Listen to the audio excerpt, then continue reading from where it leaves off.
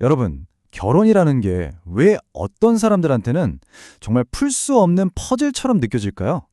오늘 분석에서는 결혼 생활의 갈등에 대한 한 가지 흥미로우면서도 논쟁적인 특정 종교 기반의 관점을 깊이 파고들어 보려고 합니다.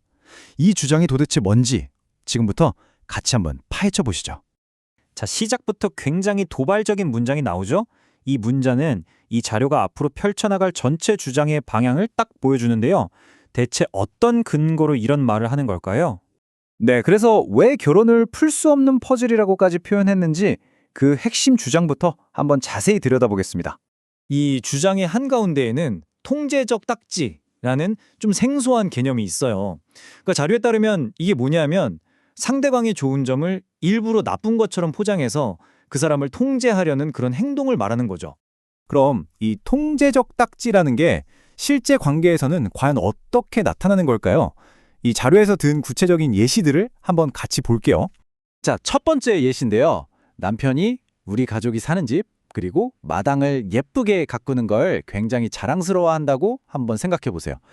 그런데 자료에 따르면 바로 이럴 때 아유 저거 다 이웃한테 인정받으려고 저러는 거야. 이런 식의 딱지가 붙는다는 겁니다. 선한 의도가 완전히 다른 의미로 바뀌어버리는 거죠.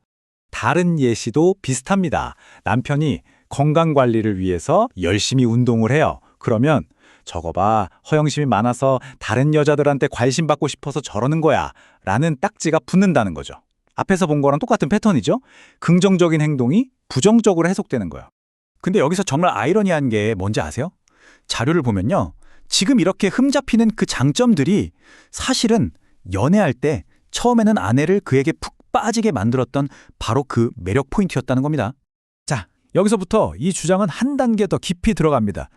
이게 그냥 단순한 비난에서 끝나는 게 아니라 이러지도 저러지도 못하는 그야말로 이중구석 상황을 만든다는 건데요. 이게 왜 절대 이길 수 없는 게임이 되는지 한번 보시죠. 그러면 이런 생각이 들 수 있죠. 아니, 그러면 남자가 그냥 그런 비난 듣기 싫으니까 마당 가꾸기도 그만두고 운동도 안 하면 되는 거 아니야? 뭐 간단하게 생각하면 그럴 수도 있겠죠. 하지만 이 자료의 주장은 다릅니다. 바로 이겁니다. 남자가 행동을 바꾸잖아요. 그럼 그게 또 다른 공격의 이유가 된다는 거예요. 예를 들면 이제는 뭐 집안일에도 전혀 신경 안 쓰네 라거나 완전히 자기관리 포기했구만 이런 식으로요. 새로운 딱지가 또 붙어버리는 거죠. 그래서 이 자료가 내리는 결론은 이겁니다. 이런 관계 속에서 남자는 뭘 해도 결국 비난을 피할 수 없기 때문에 이건 말 그대로 이길 수가 없는 게임이라는 거죠. 자, 그런데 이 자료는요, 이런 문제가 그냥 부부 사이의 문제로만 끝나지 않는다고 주장해요. 이게 사회 전체에 어떤 영향을 미친다고 보는지 그 주장도 한번 들어보겠습니다. 보시는 것처럼 자료가 주장하는 결과는 꽤 심각합니다. 이런 모습을 본 미혼 남성들은 아예 결혼을 피해버리고 많은 남자들이 결혼을 포기하게 된다는 거죠. 그리고 이 현상은 점점 더 심해져서 나중에는 결혼이라는 제도 자체가 사라질 수도 있다는 어떻게 보면 좀 극단적인 예측까지 하고 있습니다. 자, 지금까지 문제점에 대해서 쭉 이야기했는데요. 그럼 이제 이 자료가 제시하는 해결책은 뭔지 한번 볼까요? 여기서 제시하는 건 굉장히 개인적인 경험과 신앙의 바탕을 둔 그런 접근법입니다. 이 해결책을 제시하기 전에 저자 본인의 이야기를 먼저 꺼내요. 자기도 아내로서 실수가 정말 많았다고요.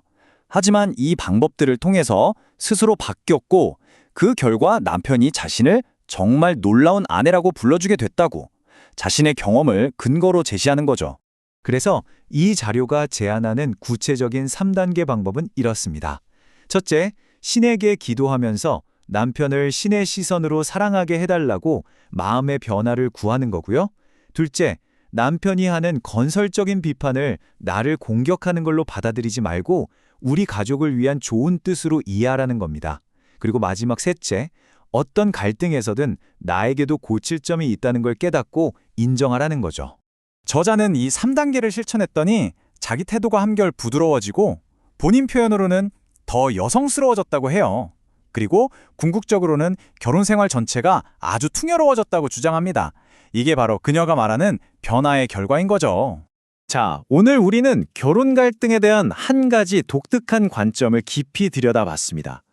이렇게 한 개인의 신념과 경험에서 나온 해결책이 아직 복잡하고 다양한 오늘날의 관계들에 대한 더 큰 논의 속에서 과연 어떤 자리를 차지할 수 있을까요? 여러분은 어떻게 생각하시나요? 이 질문을 끝으로 오늘 분석을 마무리하겠습니다.